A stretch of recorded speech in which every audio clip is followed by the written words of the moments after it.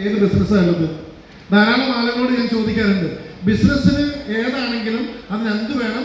Investment വേണം. പക്ഷെ ഇവിടെ എന്താ വേണ്ടത്? ഇവിടെ നമുക്ക് മണി ഇൻവെസ്റ്റ്മെന്റ് വേണ്ട, ഇത് ചെയ്യാനായിട്ട് ഇൻവെസ്റ്റ്മെന്റ് വേണ്ട. നമ്മുടെ ഒരു ഉറച്ച തീരുമാനമാണ് വേണ്ടത്, അല്ലെ? ഇപ്പൊ നമ്മുടെ ഗ്രേറ്റ് ലീഡേഴ്സ് വിനോദ് സാറും ജയപ്രകാശ് സാറും അല്ലെങ്കിൽ രാജേന്ദ്രൻ സാറും ഒക്കെ നമ്മുടെ ഫ്രണ്ടിൽ ഇരിപ്പുണ്ട്, അല്ലെ? എന്തുകൊണ്ട് ശശികുമാർ സാറ്, ശിവകുമാർ സാറ്, ധാരാളം ലീഡേഴ്സ് നമ്മുടെ കൂടെ ഉണ്ട്. ഇവരൊക്കെ വർഷങ്ങൾക്ക് മുമ്പ് എടുത്ത ഒരു ഉറച്ച തീരുമാനം എന്തായിരുന്നു?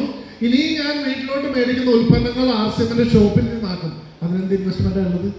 ഹലോ, അതിന് ഇൻവെസ്റ്റ്മെന്റ് ഉണ്ടായിരുന്നില്ല. അതവരുടെ ധീരമായ ഉറച്ച തീരുമാനമായിരുന്നു. ആ തീരുമാനമാണ് ഇന്ന് ഇവരെ ഗ്രേറ്റ് ലീഡേഴ്സ് ആക്കി മാറ്റിയതും ലക്ഷക്കണക്കിന് രൂപ വരുമാനം മേടിക്കുന്ന ആളുകളായിട്ട് മാറ്റിയത്. അപ്പൊ നമുക്ക് റിസ്ക് ഇല്ല, അവിടെ ഇൻവെസ്റ്റ്മെന്റ് ഇല്ല, ഫ്രീഡം. ഇവരാരോടാ ചോദിക്കുന്നത് ഞാൻ ഇന്ന് വർക്ക് ചെയ്യണോ വേണ്ടതെന്ന്? ആരോടും ചോദിക്കുന്നില്ല, അല്ലെ?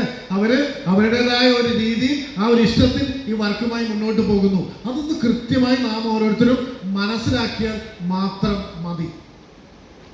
ഈ ചെയ്യുന്ന ബിസിനസ് ഫ്യൂച്ചർ ജനറേഷനുള്ളതാണ്, ഇത് നമുക്കുള്ളതല്ല. അവരനുഭവിക്കാൻ പോകുന്ന സ്വാതന്ത്ര്യം, നല്ല രീതിയിലുള്ള സ്വാതന്ത്ര്യം എന്താണെന്ന് ഞാനും നിങ്ങളും തിരിച്ചറിയണം.